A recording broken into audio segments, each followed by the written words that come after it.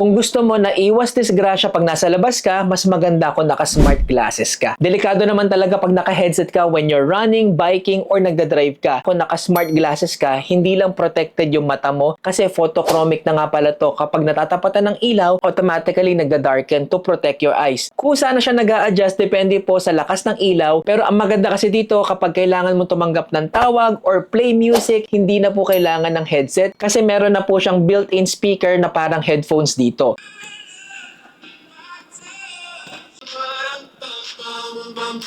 Mas safe po yan kasi maririnig mo pa rin yung surroundings mo at napakadali lang pong gamitin ito. Meron ka lang button na pipinutin dito para tanggapin yung tawag and to play or control your music. Napakaganda nito kasi mas safe na, mas convenient. Hindi mo na kailangan magdala ng napakadaming gadgets when you are going outside. Imagine, isang oras mo lang siyang i-charge. Pwede mo nang gamitin ng 6 to 7 hours pero kung naka-standby lang, kaya nito up to 7 days. Bukod nga pala sa music at phone calls, pwede mo rin itong gamitin as your Google Assistant. Pwede mo nga pala siyang gamitin as your camera shutter. So talagang smart glasses na yung dating kapag ganito yung gamit mo. So kung gusto mo na sobrang convenient pag nasa labas ka, naka-photochromic glasses ka na, may earphones ka na, at may Google Assistant ka pa, ano pang hinihintay mo? Isa na to sa pinakamurang smart glasses ngayon. Stay safe. Peace.